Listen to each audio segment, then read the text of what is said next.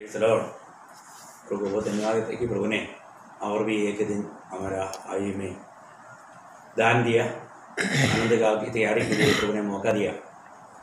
एक एक दिन हमें मिलता है, प्रभु के अनुग्रह से मिलता है। ये ज़िंदगी में हम जो भी प्राप्त करता है प्रभु का दान है।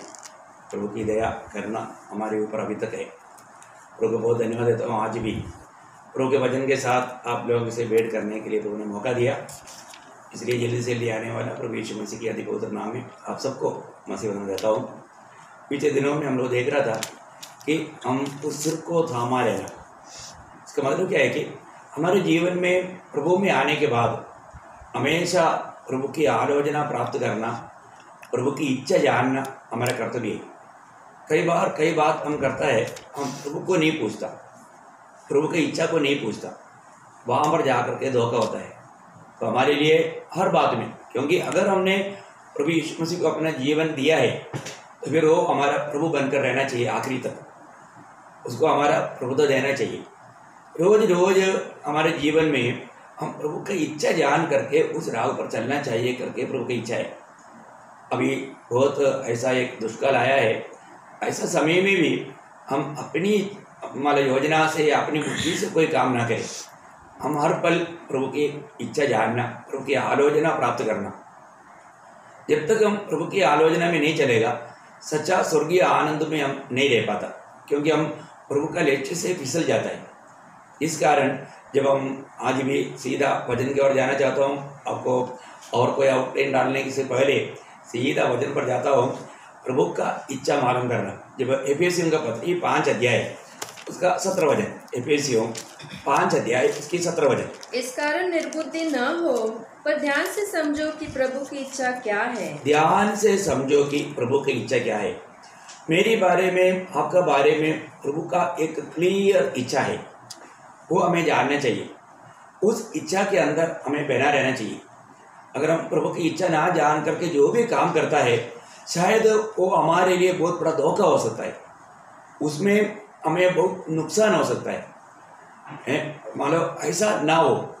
हर बात में प्रभु की इच्छा मालूम करना। उसी अध्याय में मान लो उसका 9 वचन में हम पढ़ते हैं, उसका 9 वचन। क्योंकि ज्योति का फल सब प्रकार की भलाई और धार्मिकता और सत्य है। और आगे, और यह परखो कि प्रभु को क्या भाता है। वो आपका कौन सा वचन है? 10 वचन है। ओके, मतलब हिंदी में 10 वचन है। मतलब ये परखो कि प्रभु को क्या भाता है। बोले का अर्थ प्रभु किस बात पे प्रसन्न है, ये बात को हमें जानना। रोज रोज हमारे जीवन में एक चुनौती रहता है। और कोई भी बात में अगर हम प्रभु का अगर आलोचना नहीं लिया, वहाँ पर सब पाप आएगा। आपको याद होगा, कोई भी समय में प्रभु की चुने हुए लोग प्रभु की आलोचना प्राप्त करके चलना बहुत जरूरी बात है। जब यशायाह नबी की किताब में, यशायाह नबी की किताब उसका 30 अध्याय का पहला वचन, यशायाह उसका 30 अध्याय का पहला वचन। यहोवा की यह वाणी है, हाय उन बलवा करने वाले लड़कों पर जो युक्ति तो करते परंतु मेरी ओर से नहीं, मेरी ओर से नहीं, वाचा तो बांधते परंतु मेरे आत्मा के सिखाए नहीं। देखो, प्रभु की आत्मा की शिकायत में करना, प्रभु की ओर से करना बोलेगा तो प्रभु की आलोचना हमें लेना चाहिए। आपको मालूम है, जब इस्राएल लोगों को प्रभु ने जब चलाया, उस समय में प्रभु उनके साथ था, प्रभु उनको अगुवाई करता था। लेकिन हम देखते हैं कि एक बार उनको एक धोखा हुआ, जो जोशुआ को। जोशुआ बहुत प्रभु को बहुत अच्छी तरह मानने वाला एक व्यक्ति था, प्रभु के साथ लिपटे रहता था। परंतु हम जब जोशुआ का किताब उसका 9 अध्याय, उसका 9 अध्याय का 14 वचन पढ़ो। तब उन पुरुषों ने यहोवा से बिना सलाह लिए उनके भोजन में से कुछ ग्रहण किया। तब यहोशू ने उनसे मेल करके उनसे यह वाचा बांधी कि तुमको जीवित छोड़ेंगे। देखिए, यहाँ पर हम देखते हैं गिबेयोनी लोगों ने एक बहुत चतुराई किया। उन लोग मृत्यु से बचने के लिए उन लोगों ने, वो पूरा अध्याय आप पढ़ना चाहिए, आपको मालूम है। तो उन लोगों ने बहुत प्रकार उन्होंने घिसा हुआ चप्पल पहना, बहुत पुराना रोटी लिया, और वो बोला हम बहुत दूर से आया है ना। ये सब सुन करके जोशुआ और इस्राएली लोगों ने उनके साथ वाचा बांधा। बाद में मालूम पड़ा कि ये लोग यहाँ पर रहने वाला इधर नास्तिक के लोग हैं। देखो मतलब वो लोग धोखा खाया। क्यों खाया? क्योंकि उन्होंने यहोवा को नहीं पूछा। मतलब कोई भी काम करने से पहले हम प्रभु को पूछना चाहिए, है ना। हम कई प्रकार मतलब कई बातों में मतलब धोखा खाता है और विरोधी हमें धोखा खिलाता है। कभी भी हमें कितना भी अच्छा लगे वो काम कभी नहीं करना चाहिए। हमें प्रभु अपने आत्मा दिया है, यीशु मसीह हमारा सिर बनकर रहता है, तो हर बात में हमें प्रभु को पूछना चाहिए, प्रभु इस बात में आपकी इच्छा क्या है, मेरी इच्छा नहीं, है ना। आपको हमेशा बताने वाला एक ही शब्द है, नीति वचन 14:12, है ना। कभी एक मार्ग इंसान को अच्छा देख पड़ेगा, आखिर में मृत्यु मिलेगा। ऐसा मार्ग है जो मनुष्य को ठीक जान पड़ता है, परंतु उसके अंत में मृत्यु ही मिलती है। हाँ, अंत में मृत्यु ही मिलता है। प्रियो, हमें मृत्यु मिलने वाला मार्ग में हम क्यों चले? रोज हमें जीवन में बरकना है कि मैं आज कौन सा मार्ग में है ना। जरूर जीवन का मार्ग में चलने के लिए लोगों को दिक्कत है। जीवन का मार्ग प्रभु हमें दिखाता है। आपको मालूम है, हमेशा प्रभु हमें चुनौती के लिए मौका देता है। प्रभु ने हमें बुद्धि दिया है, ज्ञान दिया है, प्रभु की आत्मा दिया है, तो हमको हर एक बातों में जानना चाहिए, परखना चाहिए। हर समय में जब यिर्मयाह नबी की किताब उसका 21 अध्याय का 8 वचन प्रभु बोलता है, जीवन और मृत्यु तेरे सामने है। वहां पर भी क्या है? एक चुनने का अधिकार है ना। यिर्मयाह 21:8, देखो मैं तुम्हारे सामने जीवन का मार्ग और मृत्यु का मार्ग भी बताता हूँ। जीवन का मार्ग और मृत्यु का मार्ग में तुम्हें बताता है। इसको और भी थोड़ा गहराई में इसराइल लोगों को समझाने के टाइम पर जब अनुवाद का किताब उसका 30 अध्याय उसका 15 वचन पढ़ना, अनुवाद व्यवस्था वचन डेट्रोनॉमी चैप्टर 30 वर्स 15 अनुवाद। सुन, आज मैंने तुझको जीवन और मरण, हानि और लाभ दिखाया है। हानि और लाभ दिखाया है।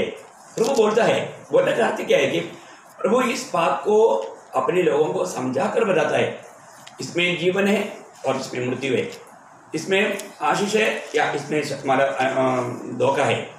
प्रभु बताता है। प्रभु एक एक बात अपने लोगों को समझाता है।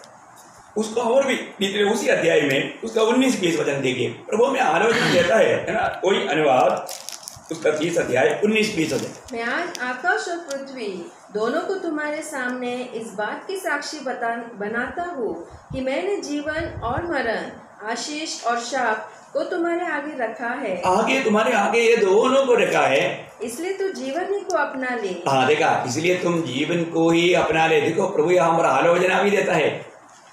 हमारे जीवन के लिए क्या भला है वो प्रभु जानता है, इसलिए प्रभु बोलता है कि तुम जीवन को ही अपना ले।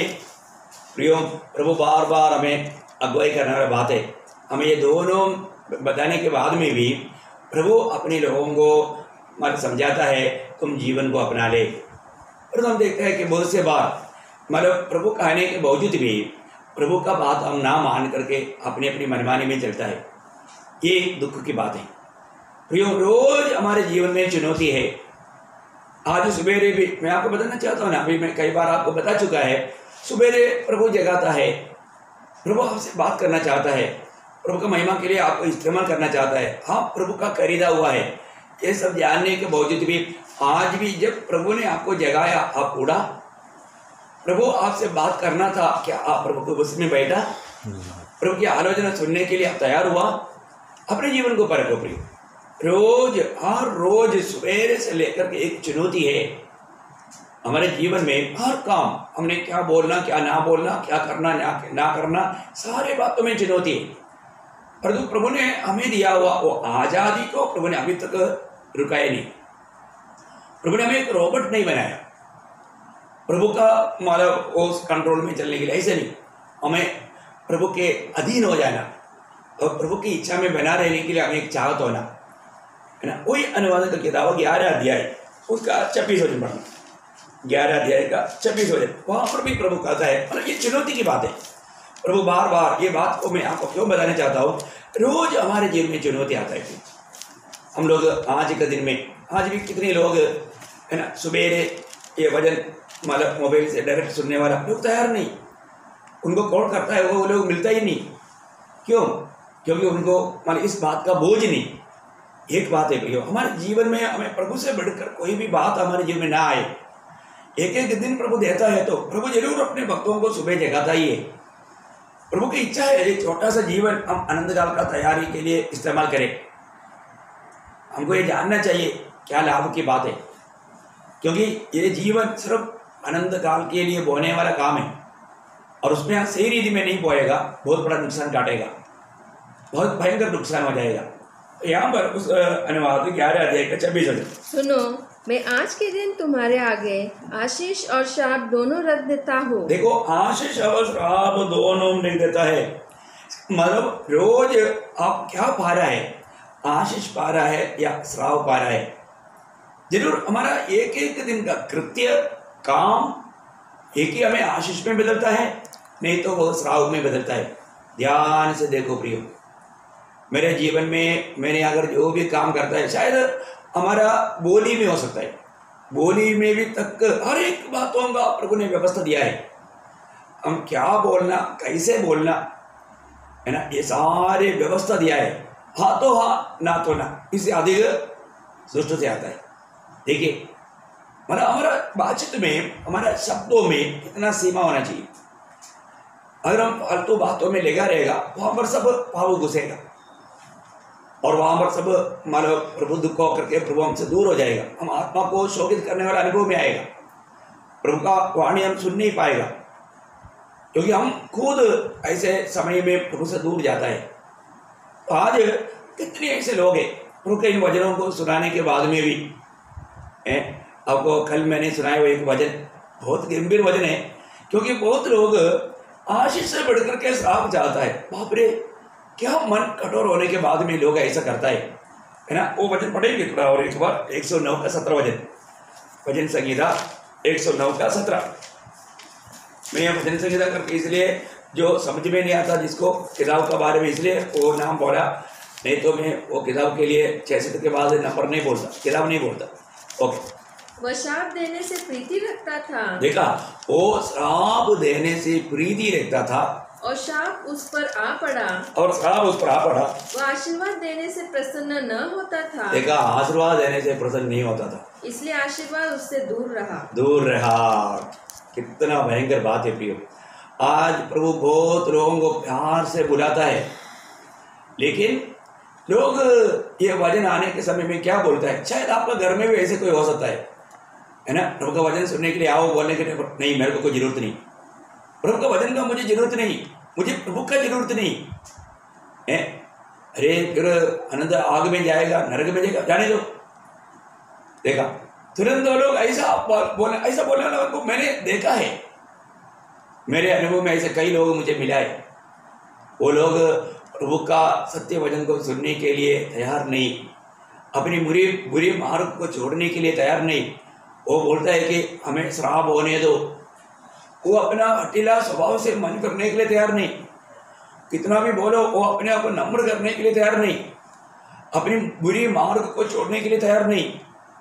ऐसा कितने लोग हैं प्रिय, उनको श्राप अच्छा लगता है, उनको ये दुनिया अच्छा लगता है, ये नाशवान दुनिया के पीछे अनंत काल का जीवन को खो रहा है।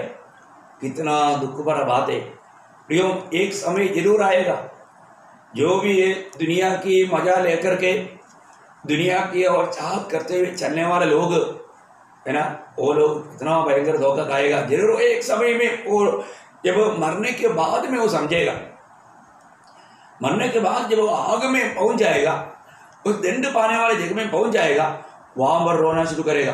उधर कोई हंसता नहीं प्रिय, उधर कोई हंसता नहीं, नरक में कोई हंसता नहीं। वहां पर जो भी है, इतना करोड़ों लोग है, वो सब रोता है, दांत पीसता है। ये बात को याद रखना।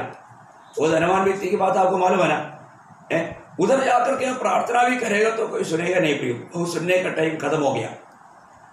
अपने आप को पहचानो। आज प्रभु के साथ सच्चा नाता जोड़ करके एक पवित्र जीवन नहीं बिताएगा, वो जाने वाला कहाँ पर जाने वाला है, वो कहाँ जा रहा है, ये बात को हमें जानना चाहिए। क्योंकि जब इस शरीर से अलग हो जाएगा, अगला क्षण में तो उस व्यक्ति को उस आग में डाला जाएगा। वहां पर जाकर के वेदने में तड़पेगा, अरे मैंने क्या किया है। मैंने कल बोला ना, वहां पर जाकर के जो लोग नरक में जाकर के भी अपने आप को श्राप देगा, मैंने ये क्या किया है, मेरे माँ बाप की बात नहीं माना, अगुवाओं का बात नहीं माना, मैंने मनमानी में चला, मुझे प्रभु की बात सुनने के लिए नफरत था, अरे मैं कहाँ पहुंच गया। प्रियो, स्वर्ग नरक सत्य है। आप जो बोएगा वही काटेगा। आप जीवन में एक एक क्षण में, शायद आप टीवी में प्रोग्राम देख रहा होगा, मोबाइल में कुछ देख रहा होगा, कंप्यूटर में कुछ खेल रहा होगा, ये सारे बातों का आपको फल मिलने वाला है। आज हमें ये चुनौती करने में कभी भी धोखा नहीं पड़ना चाहिए। प्रियो, आज कितने लोग जीवन प्रभु में आने के बाद प्रभु का काम अच्छा उत्साह से नहीं करता, वो लोग श्रापित होते जा रहे हैं। ऐसा भी श्राप ना पड़े प्रियो, हम पर श्राप आने वाला कोई भी काम ना करे। प्रभु का अनुग्रह से हमारा उद्धार हुआ तो अनुग्रह को व्यर्थ ना करे। प्रभु ने सुंदर मौका दिया है। आपको मालूम है, जब यिर्मयाह नबी किताब 48 अध्याय का 10 वचन में, यिर्मयाह उसका 48 10 वचन में हम पढ़ता है, जो यहोवा का काम आलसीपन से करता है वो श्रापित है। क्या बोलता है? शापित है वह जो यहोवा का काम आलस्य से करता है। देखा, प्रभु का काम आलसीपन से करने वाला श्रापित है। प्रियो, हमारे जीवन में हम प्रभु का कोई भी काम हम प्रभु में आने के बाद में कितना अधिक उत्साह से करना चाहिए। हम आत्मा में भर करके हमारा जीवन भर प्रभु के लिए जीवन बिताने के लिए, प्रभु के लिए कुछ भी बनने के लिए हमारे में उत्साह चाहिए। आज हम आत्मिक बातों पर उत्साही है क्या? इवन प्रभु का वचन वो सत्य वचन है, उस वचन में भी थोड़ा भी मतलब इधर उधर नहीं करना, घुमाना नहीं है। जब गलातिया विश्वासियों को प्रेषित पौलुस पत्र लिखने के टाइम पर कहता है, गलातियों का पत्र उसकी पहला अध्याय का 8 वचन, गलातियों उसका पहला अध्याय का 8 वचन, परंतु यदि हम या स्वर से कोई दूत भी उस सुसमाचार को छोड़ जो हमने तुमको सुनाया है, कोई और सुसमाचार तुम्हें सुनाए तो शापित हो। देखा, ये सत्य वचन को जिस रीति में प्रभु का वचन दूसरे को हमें बताना चाहिए, अगर वो ऐसा नहीं बताता वो प्रभु का दृष्टि में श्रापित है। आज बहुत सेवक लोग बहुत भयंकर श्राप पाने के लिए जा रहे हैं, क्योंकि ये वचन में मिलावट किया, ये वचन अपनी फायदा के लिए व्यवहार किया, अपनी नाम की बढ़ाई के लिए। मैं आपको बताना चाहता हूँ, प्रभु का वचन को प्रियो प्रभु का महिमा के लिए बांटना है और प्रभु की इच्छा के अनुसार एक दूसरे को बताना है, नहीं तो श्राप पड़ेगा। प्रभु का नाम पर आज कितने लोग धोखा खा रहे हैं, ये सत्य वचन में बना ना रहने के कारण। प्रभु का वचन अपनी मनमानी में सुनाने के लिए नहीं प्रियो, एक महान सेवा है। ये वचन दिया हुआ प्रभु को आपका इस वचन का भी हमें लेखा देना है, और उसमें मिलावट करेगा प्रभु कभी भी पसंद नहीं रहेगा। आपको मालूम है, जब एदन वाटिका में क्या हुआ है, शैतान ने बहुत चतुराई से पूछा, कोई भी वृक्ष का फल नहीं खाना है करके कहा है क्या? देखो, अरे उसको फंसाने के लिए अभी हवा क्या जवाब देता है, फल खा सकता है परंतु बीच में रहने वाला वो वृक्ष का फल नहीं खाना और उसको छूना भी नहीं, उसने एक शब्द जोड़ दिया। देखिए, प्रभु का वचन के साथ जोड़ना और तोड़ना ये दोनों अपराध है। वचन में कुछ भी मत जोड़ना प्रियो। आपको मालूम है, जब नीति वचन 30 अध्याय में, नीति वचन 30 अध्याय उसका नीति वचन उसका 30 अध्याय का 6 वचन पढ़ना। उसके वचनों में कुछ मत बढ़ा, ऐसा न हो कि वह तुझे डांटे और तू झूठा ठहरे। देखा, उस वचन में कुछ भी नहीं जोड़ना, नहीं तो प्रभु तुम्हें सजा देगा, तुम झूठा ठहरेगा। देखिए, उसका 5 वचन में पढ़िएगा। परमेश्वर का एक एक वचन ताया हुआ है। देखो, परमेश्वर का एक एक वचन ताया हुआ है प्रियो, ये वचन पवित्र वचन है। इस वचन में मिलावट करना भयंकर पाप है। भयंकर पाप है। मैं आपको बताना चाहता हूँ, सच में ये जो वचन जो है, ये वचन के बारे में लिखा हुआ हर एक बात सत्य है। क्योंकि मैंने जब आपको मालूम है 119 वचन संहिता, 119 वचन संहिता का 162 पढ़ना। जैसे कोई बड़ी लूट पाकर हाँ। हर्षित होता है, हाँ। वैसे ही मैं तेरे वचन के कारण हर्षित हूँ। देखो, आज सुबह जब ये वचन प्रभु मेरे से बात कर रहा था, मैं एक्चुअली इतना उड़ी मार रहा था, मुझे इतना आनंद हुआ। क्योंकि आज भी मैं रोज प्रभु से वचन प्राप्त करता हूँ। आज भी जब मैं प्रभु का वचन जब प्राप्त किया, आज लोगों के लिए देने के लिए जब प्रभु का वचन मेरे पास आया, मैं इतना मतलब इतना गहरी बात इस वचनों के द्वारा प्रभु ने मुझे समझाया, मैं आत्मा में इतना आनंदित हुआ है ना।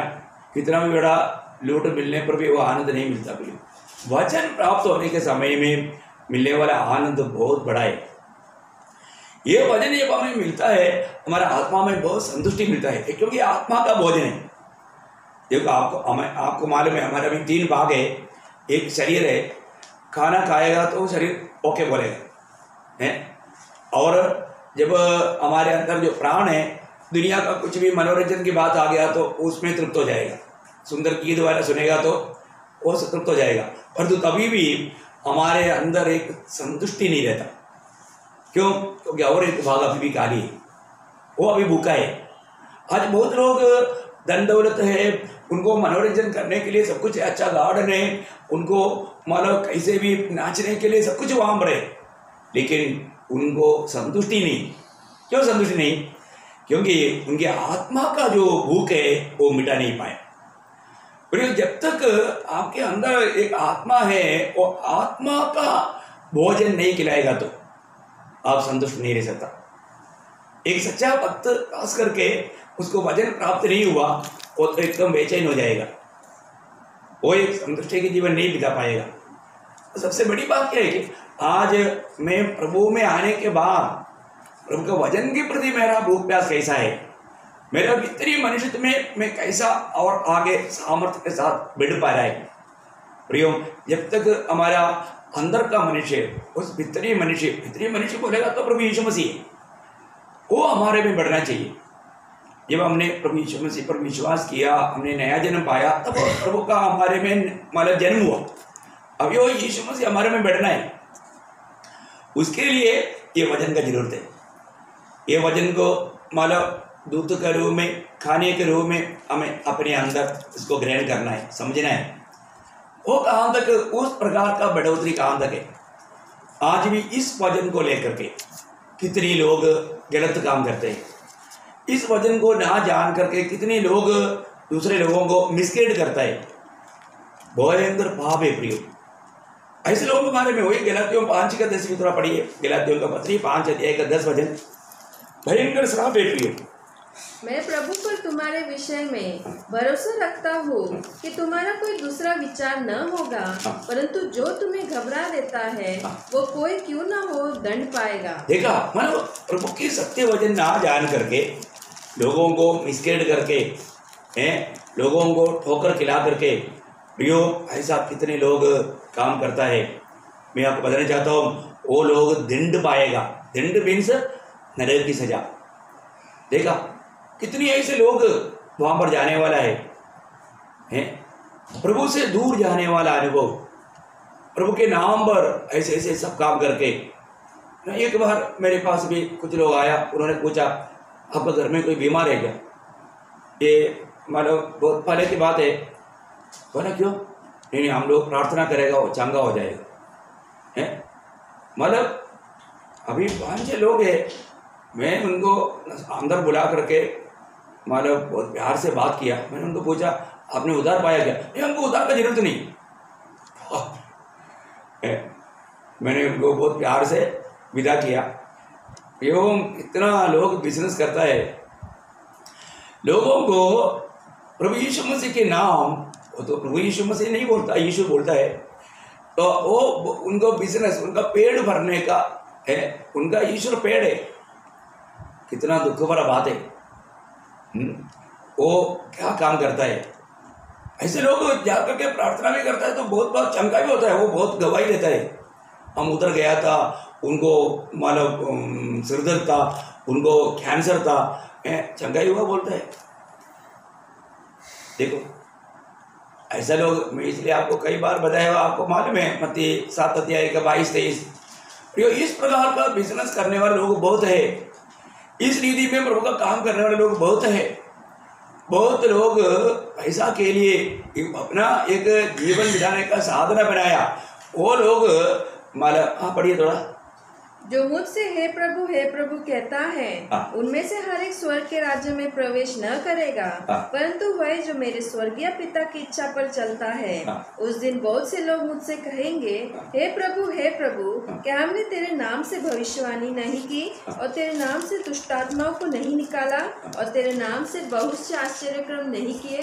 तब मैं उनसे खुलकर कह दूंगा, मैंने तुमको कभी नहीं जाना, हे कुकर्म करने वालों, मेरे पास से चले जाओ। देखा, मतलब उनको प्रभु क्या बोलते हैं, उन्होंने क्या काम किया?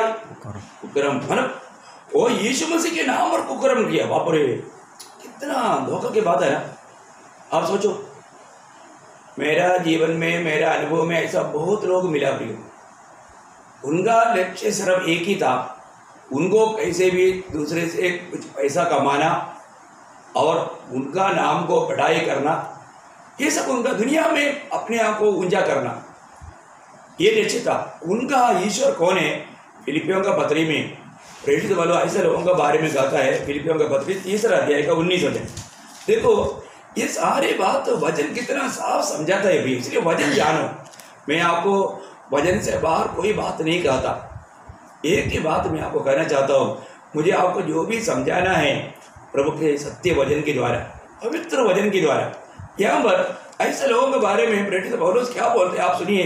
फिलिपियों 3 का 19, उनका अंत विनाश है, उनकी अंत विनाश है, उनका ईश्वर पेट है, उनका ईश्वर पेड़ है, वे अपनी लज्जा की बातों पर घमंड करते हैं और पृथ्वी की वस्तुओं पर मन लगाए रहते हैं। देखा, उनका लक्ष्य क्या है? दुनियादारी है, दुनिया।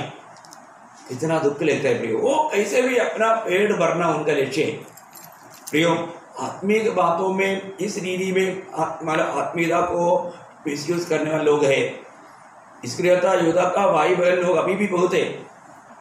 कहीं भी जाएगा, प्रार्थना करेगा, पैसा मांगेगा, अपने आप को बहुत भक्त दिखाएगा, मैं प्रभु का है बोल के बहुत घमंड करेगा, इधर उधर से मिला हुआ मतलब भजन को लेकर के ये मैंने प्रभु से पाया बोल करके धोखा देगा। उनको प्रभु के साथ कोई संगति नहीं। ऐसा बहुत लोग है प्रियो, लोग मतलब दूसरे का चोरी करके वो मैंने प्रभु से पाया ऐसा दिखा करके मतलब बोलते हैं। हमारे बीच में भी ऐसे एक आया था, वो मर गया है, लेकिन वो बोलता था कि अपने पास आकर के भजन सुनता था और वो बहुत जगह पर घूमते रहता, और वो बोलता था नहीं मैं आपसे पाया ना, मैंने बहुत जगह पर जाकर के बांटा है, फिर तो अच्छी बात था, लेकिन वो कभी भी मैंने उधर से पाया करके नहीं बोला, मैंने पाया बोला, क्योंकि उनका वचन सुना हुआ लोगों ने मुझे गवाही दिया। देखो वो मेरे को क्या बोला और वो क्या कर रहा है, कितना दुख की बात है। देखो आप प्रभु के वचन पाया, इसको शेयर करना कोई पाप नहीं, अरे तो बोलना देखो मैंने प्रभु का दास के द्वारा ये बात पाया, ये मेरी तरफ से नहीं, ये मैंने इस रीति में वचन के द्वारा मैंने ये सुना था, मैंने यूट्यूब में सुना था, लेकिन हम ऐसी ऐसी बातों को मैंने पाया, मैं प्रभु के उसमें प्रार्थना करने के टाइम में प्रभु मेरे से बात किया, ऐसा सब कहना ये बहुत गलत बात है। इसलिए मैं आपको बताना चाहता हूँ, अपने जीवन में रोज एक चुनौती है, हम गलत काम ना करें। जो प्रभु ने हमें दिया वो उतना ही काम करना, लेकिन आप गलत रीति में चुनौती करेगा, कितना बड़ा धोखा हो जाएगा। जब पहला थिस्सलुनीकियों 5 अध्याय का 21 वचन, बस थिस्सलुनीकियों 5 अध्याय का 21 वचन, सब बातों को परखो, सब बातों को परखो, जो अच्छी है उसे पकड़े रहो। हाँ देखा, सब बातों को परखो प्रिय। हमारे जीवन में मैं आपको बोलने का कारण मेरी बात तो सब बात आप स्वीकारना चाहिए करके मैं आपको नहीं बोलता, अब इस बात को भी परखो, क्या ये वचन के अनुसार सही है क्या है। मैं नहीं बोलता है कि मतलब आप मेरे ही बात पर सुनना, बाकी किसी की बात नहीं सुनना प्रियो, मेरा कहने का अर्थ ऐसे नहीं। बहुत प्रभु के सत्य वचन सुनाने वाले लोग हैं, परंतु हमें उसको पहचानना है, हमें उनको जानना है। हम किसी प्रकार भी बहक सकता है, धोखा खा सकता है, क्योंकि अच्छी चिकनी चिपड़ी बातों से फंसाने वाले लोग बहुत है, गलत उपदेश वाले लोग बहुत है। तो इसलिए प्रभु का वचन यहाँ पर कहता है कि सब बातों को परखो, जो अच्छी है, अच्छी मीन्स जो आपका दृष्टि में अच्छा है ऐसे नहीं सोचना, जो प्रभु की महिमा के लिए योग्य है ऐसे बात। क्योंकि आपको कुछ दुनिया में आशीष मिलने वाला या दुनिया मिलने वाला है, आपको आपका शरीर को अच्छा लगने वाला, आपका मनपसंद की कोई बात वो नहीं बात। प्रभु की दृष्टि में जो अच्छा है उस बात को अपने लिए चुनना है। अरे बातों में इसमें मेरा प्रभु प्रसन्न होगा क्या, प्रभु की ओर देख करके आत्मा का अधीन होकर के उन बातों को परख करके जानना जरूरी बात है। और ऐसा नहीं है तो हमारा चुनौती में अगर हम हार गया तो वो व्यक्ति को बहुत बड़ा नुकसान रहेगा। चुनौती करने के लिए भी हमको समझ चाहिए। मैं आपको कई बार बताया हुआ एक बात है, एक बच्चे को अगर एक आइसक्रीम दिखाओ और 1 लाख रुपया का एक चेक दिखाओ, वो क्या मांगेगा? वो बोलेगा मुझे आइसक्रीम चाहिए। अरे बच्चे तुम उसको छोड़ो, तुम वो चेक ले लो। नो, मेरे को क्या करने का वो पेपर का टुकड़ा, मुझे वो कागज नहीं चाहिए। उसके लिए वो एक कागज का टुकड़ा है, क्योंकि उनका समझ ही नहीं। वो बोलेगा मुझे आइसक्रीम चाहिए, क्योंकि उनको समझ नहीं है, उनको ज्ञान नहीं है। तो आज हमें हमारे जीवन में हमारा चुनौती, रोज का चुनौती कैसे हम बिताता है? प्रियो, जिंदगी एक ही मौका है, कभी भूलना नहीं। ये समय बहुत तेजी से जाता है, ये जीवन में सबसे मूल्यवान बात समय है। आप समय को कैसा इस्तेमाल करता है ये सोच लो। थोड़ा भी समय मिलता है तो वो प्रभु के साथ बिताना कितना अच्छी बात है। आपको मालूम है, जब लूका का सुसमाचार उसका 10 अध्याय है, उसका 38 से 42 तक जो पढ़ने के समय में हम लोग वहाँ पर एक चुनौती और एक बात देखता है जो लाजर के घर में हुआ है। आपको मैं उसको पढ़ कर सुनाना चाहता हूँ। जब वे जा रहे थे तो वो एक गांव में गया और मार्था नामक एक स्त्री ने उसे अपने घर में उतारा। मरियम नामक उसकी एक बहन थी, वो प्रभु के चरणों में बैठकर उसका वचन सुनती थी। परंतु मार्था सेवा करते करते घबरा गई और उसके पास आकर कहने लगी, हे प्रभु, क्या तुझे कुछ भी चिंता नहीं कि मेरी बहन ने मुझे सेवा करने के लिए अकेली ही छोड़ दिया है? इसलिए उससे कह कि मेरी सहायता करे। प्रभु ने उससे उत्तर दिया, मार्था, हे मार्था, तू बहुत बातों के लिए चिंता करती और घबराती है, परंतु एक बात अवश्य है और उस उत्तम भाग को मरियम ने चुन लिया है, तो जो उससे छीना न जाएगा। देखो कितना अनोखा बात है। अभी प्रभु यीशु मसीह मार्था को गवाही देता है, मरियम ने उस उत्तम भाग को चुना है, वो उससे छीना नहीं जाएगा। ये बहुत बड़ी बात है। आज मैं उस उत्तम भाव को चुन रहा है तो वो मुझसे कोई नहीं चिन पाएगा। देखिए, अभी मार्था ने प्रभु यीशु को अपने घर में लिया था। मार्था का काम था प्रभु की उपस्थिति में बैठना, परंतु वो मार्था, अब देखिए, दुनिया का रीति में सोचा। उन्होंने सोचा अभी हमारा प्रभु यीशु मसीह और चले लोग हमारे घर में आ गया तो उनको खाना खिलाना है। एक प्रकार साधारण रीति में, मानुषिक रीति में सोचेगा तो उन्होंने अच्छा सोचा, क्योंकि घर में आया हुआ व्यक्ति को जरूर खाना पीना पानी सब देना वो घर का लोगों का कर्तव्य है। और अभी यहाँ पर देखते हैं कि मार्था तुरंत किचन में गया, वो आटा गूंद रहा है, वो सब्जी काट रहा है, वो मतलब तवा गर्म कर रहा है, ये सारा काम करते करते करते उसको पसीना आने लगा। वो अकेला में, अभी इतने लोगों को खाना बनाना कोई छोटी बात नहीं है, लेकिन हम देखता है कि वो थोड़ी देर में वो ये काम कर रहा था, उसको गुस्सा हो रहा था, क्योंकि मेरा बहन भी मेरा मदद करना चाहिए। अभी घर में इतना गेस्ट आया है तो हमें उनको खिलाना है। क्या वो समझता नहीं क्या? अभी उनके माथे में क्या क्या गुम्मा होगा मुझे नहीं मालूम है, क्योंकि आपको मालूम है एक व्यक्ति जब अकेला काम करता है और दूसरा एकदम आराम से ऐसे बैठे रहेगा तो जरूर गुस्सा आएगा ही किसी को भी। वो तो दुनिया में किसी का व्यक्ति का बात है। परंतु अभी यहाँ पर वो कंप्लेंट लेकर के आया, क्या प्रभु आपको नहीं जानता मैं अकेले कितना काम कर रहा है, मेरी बहन इधर बैठ करके मतलब आपकी बातें सुन रहे हैं, क्या ये अच्छी बात है? आप उसको डांट के मेरे मदद के लिए भेजो ना। देखो अभी उन्होंने जरूर मार्था ने सोचा होगा, जरूर यीशु मसीह मेरी बात सुनेगा, यार सही बात है, तुम तेरा बहन अकेला काम कर रहा है, तुझे भी मदद करना चाहिए, ऐसा उसने सोचा। देखा मनुष्य का सोच में भी कितना धोखा हो सकता है। लेकिन हम यहाँ पर देखते हैं कि मार्था के बात पर प्रभु बोलता है कि मतलब उसका 41-41 में पढ़ना, मार्था हे मार्था तू बहुत बातों के लिए चिंता करती।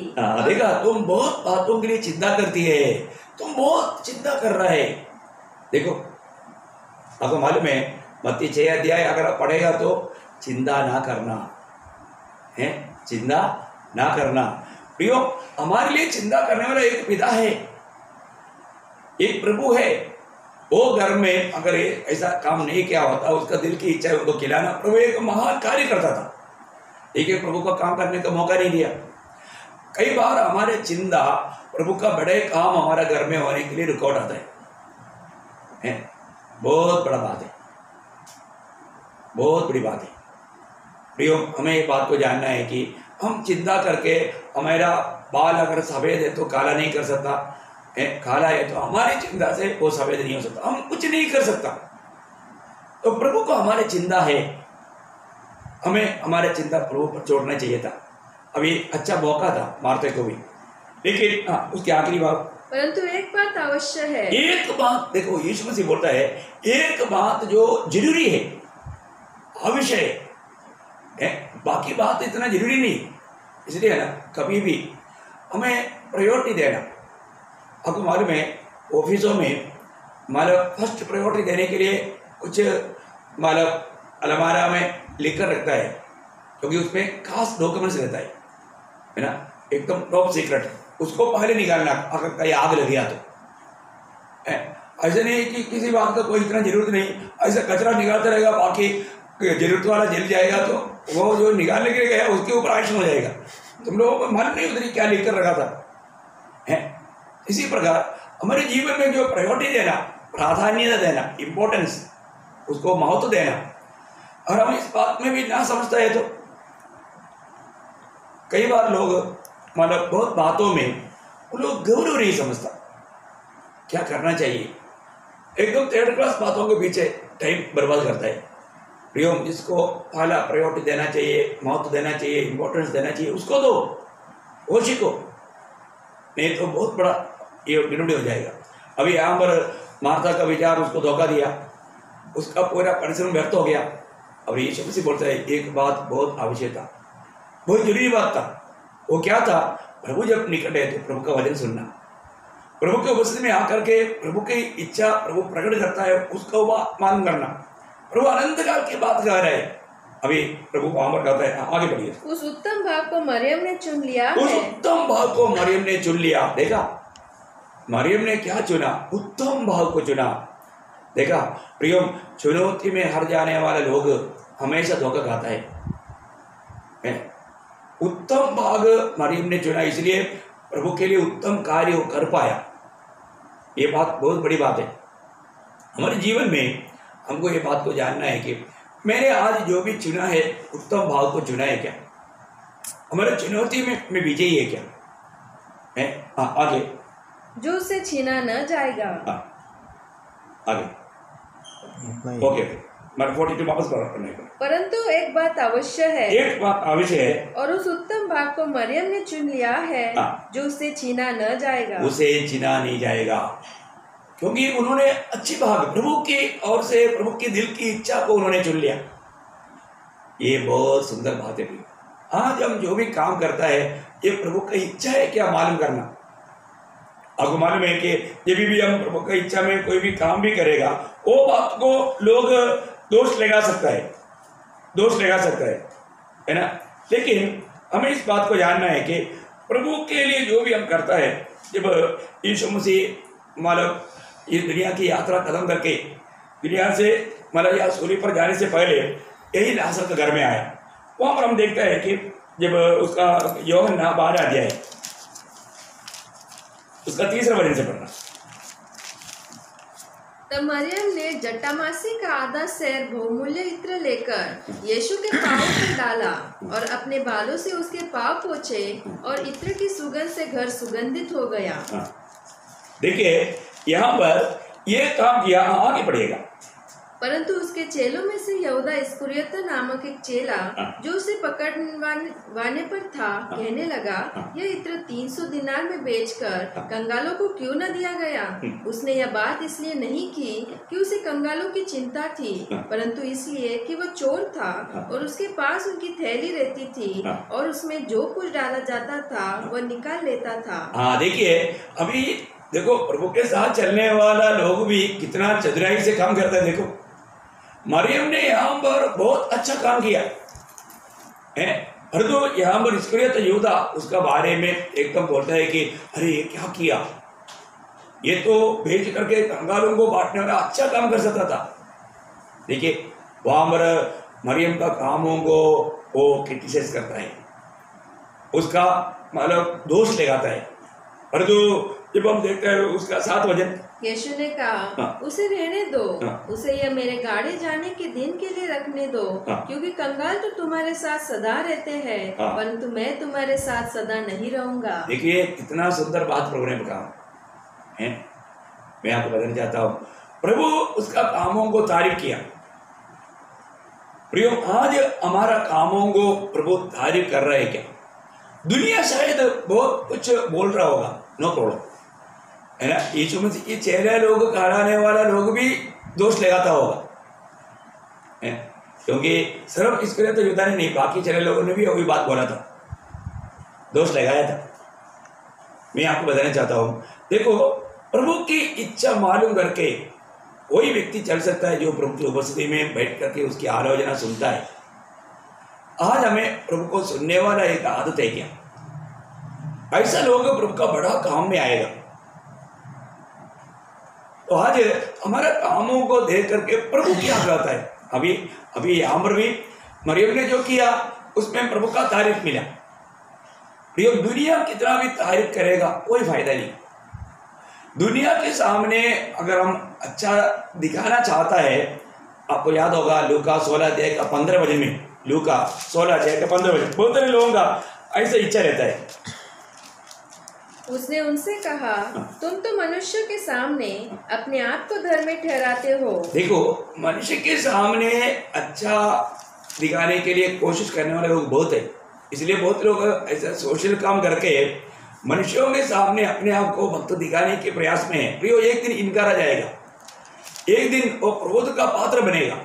और आगे, परंतु परमेश्वर तुम्हारे मन को जानता है। देखा, मतलब आप किस उद्देश्य में ये काम कर रहा है, मन को जांचने वाला प्रभु जानता है ना। कई बार कई लोग किसी के लिए कुछ अच्छा काम कर देते हैं, अच्छा काम करके उनका इच्छा क्या है, वो मतलब सारे लोग जाने, वो सारे लोग जानना।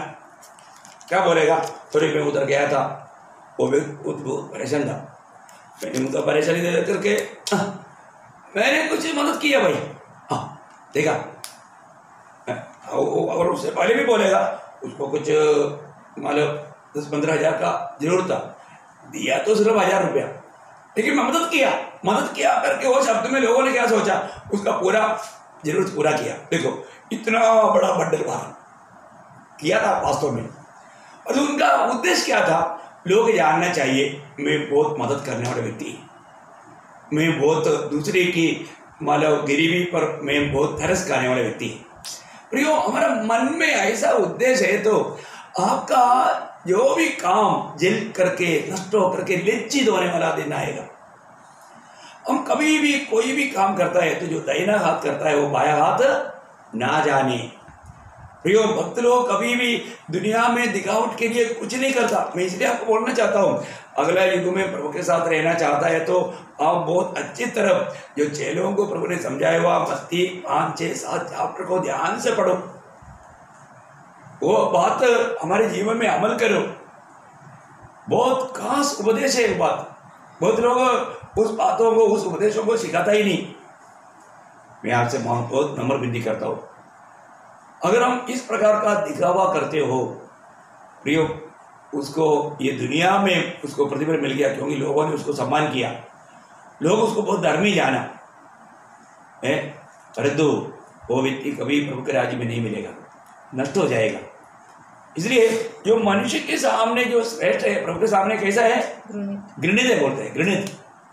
प्रभु की दृष्टि में घृणित काम किया आपने चाहे तो आपके बुद्धि में जरूर आपने बहुत अच्छा काम किया करके आपको तसल्ली मिला, मन में एक शांति मिला, परंतु प्रभु का दृष्टि में आप घृणित काम किया, आपने अच्छा काम नहीं किया। इसलिए मैं एक बात आपको बताना चाहता हूँ, अगर हमने प्रभु में उद्धार पाया है तो रोज हमारा कर्तव्य क्या है? हम लोग हमेशा अनंतता की बातों पर ध्यान देना। जब पड़ोसियों का पत्री 3 अध्याय 1-2 वचन आपको याद होगा, यदि तुम मसीह के साथ जिलाया गया है तो, बोलने का मतलब अगर आपका उद्धार हुआ है तो, आपका नया जन्म हुआ है तो हमारा कर्तव्य क्या है? आप पढ़िए उसको। जब तुम मसीह के साथ जिलाए गए तो स्वर्गीय वस्तुओं की खोज में रहो, स्वर्गीय वस्तुओं की खोज में रहो जहाँ मसीह विद्यमान है और परमेश्वर की दाहिनी ओर बैठा है, पृथ्वी पर की नहीं, पृथ्वी पर की नहीं, परंतु स्वर्गीय वस्तुओं पर ध्यान लगाओ। स्वर्गीय वस्तुओं पर ध्यान लगाओ। प्रियो, ये दुनिया की जो भी बात है नाशवान बात है प्रियो, ये दुनिया की बातों पर उसको प्राप्ति के लिए आप परिश्रम करके धोखा मत खाओ। आपके जिंदगी के समय नाशवान दुनिया का बातों के पीछे मत बिताओ प्रियो।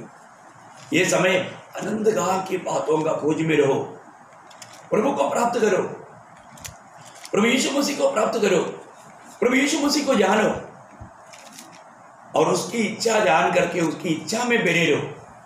अनंत काल हमें मिलने वाला बात, क्योंकि जो भी नया जन्म पाया है ये दुनिया में परदेशी है, उसको मालूम है मैं ये दुनिया में एक यात्री है, मुझे ये दुनिया छोड़कर जाना है।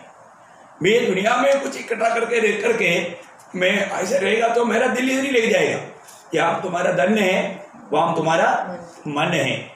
प्रियो, ये दुनिया की बात इकट्ठा करके, दुनिया की बात को प्राप्त करके जीवन बिताने वाले व्यक्ति स्वर्गीय बातों का खोज में लगना असंभव है, क्योंकि उनकी सारी बातें ये दुनिया की बात है, वो दुनिया के पीछे लगा हुआ है। ये कितना खास बात है,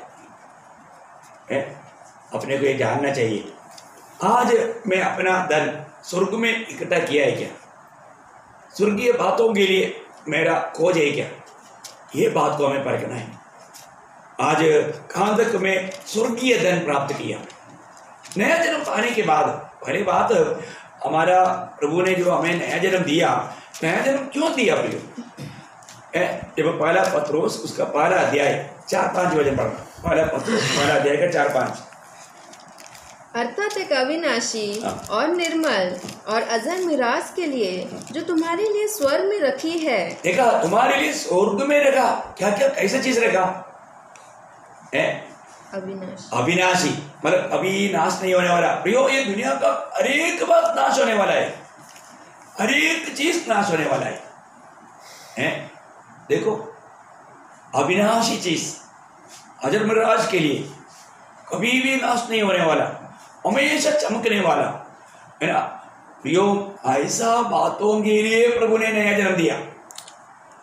आज हमारा मन कौन सी बातों पर लगता है? देखिए, हम प्रभु की आलोचना में रहेगा तो प्रभु हमेशा हमें उस स्वर्गीय आलोचना में अनंत काल की बातों को प्राप्त करने लायक ले चलेगा। आपको ये दुनिया का कितना भी आप डिग्रियां पाओ, धन पाओ, सब व्यर्थ है प्रिय।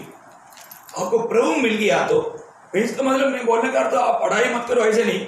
आप जितना पढ़ सकते हैं पढ़ो, लेकिन प्रभु का महिमा करके सब करना। प्रभु का महिमा के लिए सारे काम होना चाहिए। इस जीवन में हम कैसा काम करता है प्रियो? दुनिया में रह जाने वाला, दुनिया में नष्ट होने वाला बातों के पीछे हमारा आत्मीय जीवन को खोने ना दे। पवित्र लोगों ने जब इब्रानियों का पत्री 10 अध्याय उसकी 34 वचन, इब्रानियों 10 अध्याय के 34।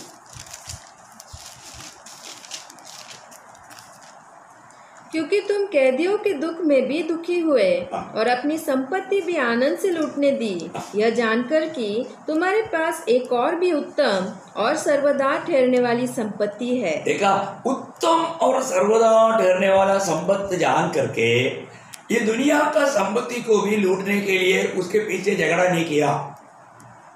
बहुत गहरा बात है, आप सोचो प्रिय। अगर हम प्रभु की महिमा के लिए जो भी बात त्याग देता है, जो भी बात छोड़ देता है, मैं आपको बताऊं, आपको स्वर्ग में और भी उसके प्रति बहुत बड़ा धन मिलेगा, आशीष मिलेगा। हमने आज प्रभु में आने के बाद में क्या क्या त्यागा, ये बात को जानना। प्रभु की खातिर, प्रभु की महिमा के लिए जो भी हमने त्यागा, प्रियो हमने त्यागा नहीं, वास्तव में डिपॉजिट किया, वो है सच्चाई। वो इस बात को सही रीति में जानना, ये प्रकाश पाने के बाद ये बात समझेगा। आपने जो भी, अगर आप किसी को प्रभु यीशु मसीह के नाम की महिमा के लिए किसी को मदद भी किया, आपने वास्तव में उसको दिया नहीं, आपने अपना बैंक में डिपॉजिट किया। कौन सा? स्वर्ग बैंक में। स्वर्ग का बैंक।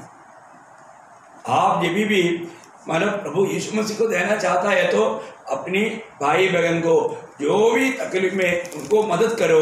आप जो करता है प्रभु के लिए करता है, प्रभु को देता है और वो स्वर्गीय भंडार में वो जमा हो जाता है। आप देखिए, ये एक बहुत बड़ा आत्मिक प्रकाश है। प्रभु में आने के बाद में प्रभु की बुलाहट पाए लोगों को ये प्रकाश मिलना चाहिए। आज भी बहुत लोगों को ये सच्चा दर्शन नहीं मिला। मिलने से प्रभु का काम में वो कितना उत्साही बन जाता। प्रभु का काम में आज बहुत लोग काम में क्यों नहीं होता? क्योंकि उनको अभी तक अनंत काल का वो धन के बारे में, जिस धन प्रभु उनके लिए रखा है, जैसा प्रभु ने उनके लिए मुकुट भी तैयार किया, ये सब प्राप्त करने के लिए उनको दर्शन नहीं मिला। हमें वो दर्शन चाहिए भी। कोई भी काल में, कोई भी समय में प्रभु की बुलाहट पाए वाले लोगों को प्रभु ने ऐसा दर्शन दिया। मैं आपको बताना चाहता हूँ, ये बहुत विशेष बात है ना। जब अब्राहम को प्रभु ने बुलाया, आपको याद है, अब्राहम को प्रभु ने बुला करके प्रभु दिखाएगा वो देश के लिए लेकर गया। वो देश में वो लोग पहुंचा। हाँ, चलो प्रभु ने ये देश के लिए हमको लेकर आया, चलो हमें ये देश आ गया तो ये देश हमारा बोल करके उस पर उन्होंने मन नहीं लगाया। देखिए, इब्रानियों का पत्री 11 अध्याय 9-10 वचन पढ़ेगा तो आपको मैं बताना चाहता हूँ, अब्राहम वायदा का देश में आने के बाद में भी अपनी बच्चों के साथ किस रीति में जीवन बिताया। उनकी मन दुनिया की बातों पर नहीं लगा। प्रिय, हाँ पढ़िए।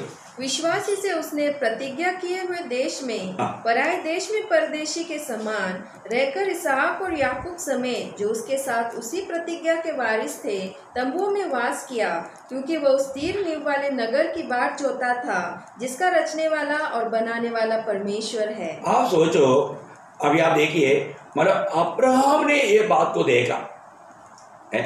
आप सोचो, अब्राहम ने मतलब प्रभु हमारे लिए तैयार करने वाला उस नया यरूशलेम, उस नगर को देखा। इसका मतलब क्या है कि प्रभु भक्तों को मतलब उनके लिए जो प्रभु कर रहा है वो उस बात का दर्शन देता है। क्या आपको वो दर्शन मिला है? क्या वो दर्शन पाते बिना अब एक सच्चा विजयी मसीह जीवन नहीं बिता सकता है। मसीह जीवन एक दर्शन का जीवन है। वो दर्शन जो प्रभु ने हमारे लिए तैयार किया हुआ नया यरूशलेम है। नया यरूशलेम बोलेगा तो यीशु मसीह और मंडली है। ये सब बहुत गहरी भेद की बात है। जैसे जैसे मतलब समय आएगा मैं वो बात को आपको बहुत विस्तार से बताऊंगा। आज भी नया यरूशलेम का अर्थ बहुत लोग नहीं जानता। एक बात मैं आपको बताना चाहता हूँ, आज इस छोटा सा जीवन में उस हमेशा बना रहने वाला बातों के लिए प्रभु ने मुझको नया जन्म दिया। वो ये दुनिया की बात नहीं, वो स्वर्ग की बातें हैं। स्वर्ग में प्रभु मेरे लिए कुछ बात तैयार करके रखा है, उसके लिए प्रभु ने नया जन्म दिया है करके अभी हमने पहला पत्रोस 4 अध्याय, हमारे पहला अध्याय 3-4-5 वचन में पढ़ा। उनके लिए हमें प्रभु ने नया जन्म दिया। तो नया जन्म पाया हुआ हम लोग उस बातों को प्राप्त करने की दौड़ में क्या, हमारा आज का जीवन का दौड़ उस बात को प्राप्त करने के उद्देश्य में क्या, लक्ष्य में क्या। देखिए, हर एक पवित्र लोग को उसके लिए दाम देना पड़ता है। फिर आपको मालूम है वही इब्रानियों 11 अध्याय का 24 से 26 तक मूसा के जीवन में चुनौती आया। चुनौती के समय में मूसा ऐसा चुनौती किया, बहुत भारी बात है प्रियो। ये मंडली के लिए चुनौती करने के लिए ये इतना बड़ा प्रोत्साहन की बात मैं आपको बताना चाहता हूँ। उस समय में जबकि पुराना नियम का भक्त लोग उस समय में भी मूसा ने क्या किया, आप सोचिए, आप सुनिए 11 अध्याय 24 से 26। विश्वासी से मूसा ने सयाना होकर फिरौन की बेटी का पुत्र कहलाने से इनकार किया, इसलिए कि उसे पाप में थोड़े दिन के सुख भोगने से परमेश्वर के लोगों के साथ दुख भोगना अधिक उत्तम लगा। उसने मसीह के कारण निंदित होने को, देखिए उसको मसीह की प्रकाश था, मसीह के कारण निंदित होने को मिस्र के भंडार से बड़ा धन समझा, मिस्र की सारे भंडार से भी बड़ा धन समझा। प्रियो आपको मालूम है मिस्र उस समय का दुनिया का सबसे बड़ा संपन्न राज्य था। उस राज्य का अगला भरवा होकर के वो दुनिया की सारा खुशियों को लेकर के राजमहल में बहुत आलिशान जीवन बिता सकता था। अभी उसके पास चुनौती आए, तुझे आलिशान जीवन चाहिए या प्रभु के लोगों के साथ कष्ट सहना है। आप देखो एक गुलाम होकर के, अभी आप देखिए, क्योंकि उस समय में इस्राएल के लोग मिस्र का गुलाम होकर के उनका खेतियों में काम करते थे, उनके लिए ईंट बना कर देते थे, उनके लिए नगर बनाते थे, मकान बनाते थे, सारे काम गुलामी का काम इनसे कराते थे। अभी मूसा के सामने एक चुनौती आया है, एक ही राजा का बेटी का पुत्र बन करके एक राजा बन करके दुनिया की सारे आलिशान खुशियों को लेकर के मजादार जीवन बिता सकता है, नहीं तो वहां पर गुलाम में जो लोग दिन रात मेहनत कराता है, मार भी खाता है, इतना तकलीफ में है, उनके साथ कष्ट सहना। आप सोचो प्रियो, हमारे जीवन के सामने ऐसा जब चुनौती आता है तो हम क्या चुनेंगे? क्या चुनेंगे फिर? ये जीवन के बाद का बात क्या है वो बाद में देखा जाएगा, ऐसा सोचेंगे? प्रियो ये जीवन अनंत काल का तैयारी के लिए दिया है, आप ये बात को कभी नहीं भूलना। ये जीवन का एक एक सेकंड हमारे लिए मूल्यवान है, इसलिए हर एक बातों को हमें परखना है, जांचना है, हमें प्रभु की दृष्टि में जो अच्छा बात है उसको चुनना है। उसके लिए प्रभु की आत्मा हमें मदद करता है। देखिए अभी यहाँ पर मूसा बोला, अभी कुछ भी हो, मतलब प्रभु के लोगों के साथ वो निंदा सहना है, उसको मिलने वाला मिस्र के सारा धन से बढ़कर के बड़ा धन। ओह आप सोचिए,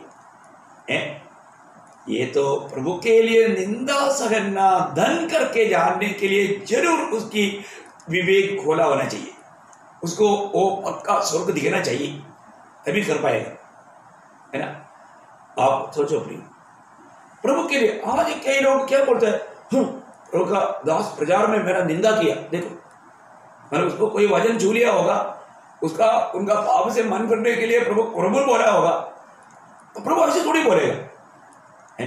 देखो प्रभु बोलेगा ना प्रिय, प्रभु किसके द्वारा बोलेगा? प्रभु के दास के द्वारा बोलेगा, है? और जो प्रभु के दास के ऊपर नाराज होकर क्या फायदा है? कितनी बार ऐसे लोग करते हैं, अज्ञानता है प्रिय, है? हमें ये बात को जानना, हमारे छोटा सा जीवन में हमें रोज रोज प्रभु का इच्छा जानना, प्रभु का इच्छा जानना। यहाँ मूसा के जीवन में चुनौती आया प्रियो, उन्होंने ये दुनिया का खुशियों के पीछे नहीं गया। अभी वापस एक बार पढ़ना उसका 24 से 26 तक पूरा एक बार कंटिन्यूस पढ़िए। विश्वासी से मूसा ने सयाना होकर फिरौन की बेटी का पुत्र कहलाने से इनकार किया, इसलिए कि उसे पाप में थोड़े दिन के सुख भोगने से। देखा, ये जो सुख मिलता है पर तो उसका एक मतलब बोर्ड है, एक उसके ऊपर एक लेवल है, पाप। देखिए प्रियो, इसका मतलब क्या है कि वो पाप की मार्ग, मृत्यु का मार्ग है, वो नरक में पहुंच जाता है, वो नरक में पहुंच जाता है। प्रभु में आया हुआ हर एक लोगों को प्रभु बोलता है आगे पाप नहीं करना, आगे पाप नहीं करना। प्रियो कोई भी प्रकार का पाप में जीवन बिताने का जो भी हमारे अंदर किसी रीति का किसी बात का इच्छा जो है वो आपको मृत्यु में पहुंचाएगा, भयंकर धोखा खाएगा। अपन को पाप का थोड़ा दिन का ये सुख लेने से बढ़कर, इसलिए कि उसे पाप में थोड़े दिन के सुख भोगने से परमेश्वर के लोगों के साथ दुख भोगना अधिक उत्तम लगा। उसने मसीह के कारण निंदित होने को मिस्र के भंडार से बड़ा धन समझा, क्योंकि उसकी आंखें फल पाने की ओर लगी थी। हाँ, ये बात है। उसकी आंख कहाँ था? फल पाने की ओर। कौन सा फल? अनंत काल का फल। ये बहुत बड़ी बात है प्रियो। ये दुनिया के फल नहीं, दुनिया में मिलने वाला फायदा नहीं, अनंत काल में मिलने वाला फायदा। बहुत बड़ी बात है प्रियो। हमारे जीवन में आज उस फल पाने की ओर दृष्टि लगा करके एक सच्चा पवित्र जीवन नहीं बिताएगा तो सब व्यर्थ है प्रियो, सब व्यर्थ है। बाद में बहुत पछताएगा, कुछ लाभ नहीं मिलेगा। प्रभु यीशु मसीह के लिए निंदा सहना, आज मैं बोलता ना थोड़ा भी, आज बहुत लोग प्रभु का काम क्यों नहीं करता? निंदा हो जाएगा। आज बड़े बड़े लोग, आपको मालूम है, दुनिया का रीति में थोड़ा भी पद भी मिल गया तो वो कोई किसी को ट्रस्ट नहीं बांटेगा, किसी गरीब का घर में नहीं जाएगा, क्योंकि बड़ा व्यक्ति है ना। देखा, वो दुनिया में बड़ा व्यक्ति है, इसलिए उसको झोपड़ी पट्टी में जाना अच्छा नहीं लगता। उधर रहने वाला लोगों को, वो भी प्रभु का प्रिय जन है, वो बात को नहीं समझ पाता। कितना दुख की बात है प्रिय। प्रभु के लिए निंदा सहना, ये प्रेरित लोगों के जीवन में उन्होंने क्या किया था आपको मालूम है? प्रेरितों का 5 अध्याय का 41, ठीक है। उन लोगों को प्रिय इतना निंदा किया, उनको सबके सामने पिटाई किया, उनको बहुत कुछ धमकी दिया, और वो लोग जब उस महासभा से जब बाहर गया, वो निराश होकर नहीं गया। और उन लोग दिया हुआ एक गवाही के शब्द है, आप थोड़ा ध्यान से सुनिए। प्रेरितों का 5 अध्याय 5:41। वे इस बात से आनंदित होकर महासभा के सामने से चले गए कि हम उसके नाम के लिए अपमानित होने के योग्य तो ठहरे। देखा, हम उसके नाम के लिए अपमानित होने के लिए या निंदित होने के लिए योग्य तो ठहरा। देखा, उन लोगों ने, प्रभु के लोगों ने उस प्रकार का निंदा, ये बहुत बड़ा योग्यता समझा। हम लोग क्या सोचता है? हमारा दिल टूट जाता है, उसने मेरा निंदा किया। कई बार मैंने ऐसे लोगों को देखा है कि वो लोग बहुत रोते हुए बोलते हैं और वो गुस्सा में है। प्रभु उनको थोड़ा और नम्र बना रहा था। यीशु मसीह के दुखों में, कष्टों में उसको सौभाग्यता दे रहा था। प्रियो, ये जीवन में प्रभु में होते हुए हमारे जीवन में आने वाला कोई भी संकट ये हमें बिगाड़ने के लिए नहीं, हमें मसीह के साथ उस सौभाग्यता में भागीदार होकर के आनंद काल बड़ा प्रतिफल का पात्र बनाने के लिए। आप यह बात को जानना प्रियो, बहुत से बातें हैं, बहुत मूल्यवान बातें हैं। देखो, ये जब प्रभु यीशु मसीह अगर हमारा सिर बनकर रहेगा, हम प्रभु को अगर थामा रहता है तो, उस सिर को थामा रहता है तो, उस सिर से आने वाला आलोचना प्राप्त करता है तो अपन कभी भी निराश दुखी नहीं होगा। इसलिए मैं आपसे बहुत नम्र विनती करता हूँ, आप प्रभु का इच्छा रोज जानो प्रिय।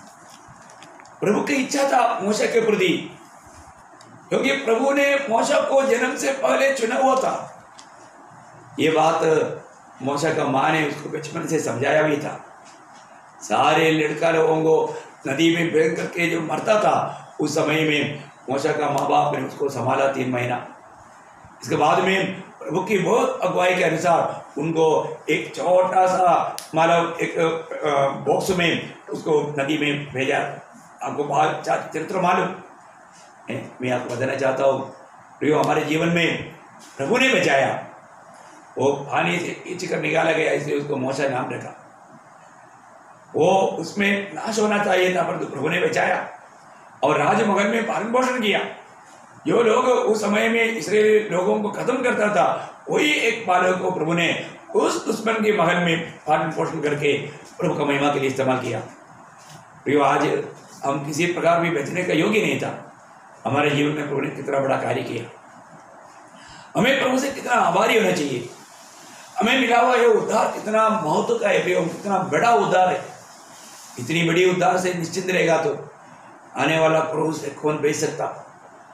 अनेक लोगों को इस उद्धार पा करके, उद्धार पाए हुए लोग प्रभु के लिए, प्रभु को प्रथम स्थान दे करके जीना चाहिए, प्रभु की आलोचना में रहना चाहिए। प्रभु का शरीर का एक अंग बन गया वो लोग सिर से आने वाला आलोचना प्राप्त करके उस आलोचना के अधीन होकर के जीवन बिताना हमारा कर्तव्य है। इसलिए मैं आप सब पवित्र लोगों को बताना चाहता हूँ, जिन्होंने अभी तक प्रभु को ग्रहण किया, वास्तव में जो उद्धार पाया, प्रियो, ये आलोचना, प्रभु की आलोचना मैं आपको दे रहा हूँ। बहुत बहुत बातें प्रियो आपको हमें जानना है, हमें सीखना है। ये वचन इतना भी आपको बताऊँ, बयान करूँ तो भी बहुत कम है। प्रियो, रोज प्रभु की आलोचना आपको इस रीति में भी मिल रहा है। आप और भी उत्साह के साथ ये वचनों को सुनना, ये वचनों का अमल करना, इस वचन में बना रहना, सच्चा आज़ादी के जीवन बिताना। जब आप वचन में बना रहता है तो आत्मा में रहेगा, आत्मा में रहेगा तो वहाँ पर आज़ादी रहेगा, सच में प्रभु का महिमा हो जाएगा। इसलिए किसी प्रकार पाप का गुलाम ना बनने देना प्रियो, ये सच में प्रभु की इच्छा में बने रहो, रोज रोज परखो। आज भी मेरे जीवन में चुनौती मुझे करना है, मैं क्या चुनना चाहता है, प्रभु को मेरा जीवन में प्रथम स्थान दिया है कि नहीं, प्रभु को मेरा प्रभु मान करके मैं जीवन बिता रहा है कि नहीं, ये बात को जानो। मैं मेरी इच्छा में है या प्रभु की इच्छा में है, ये जानना।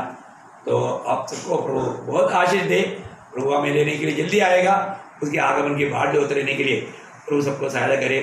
ये वचन सुनने के लिए आपने जो उत्साह दिखाया, उसके लिए आपको सबको धन्यवाद देता हूँ। प्रभु का अनुग्रह आप सबके साथ।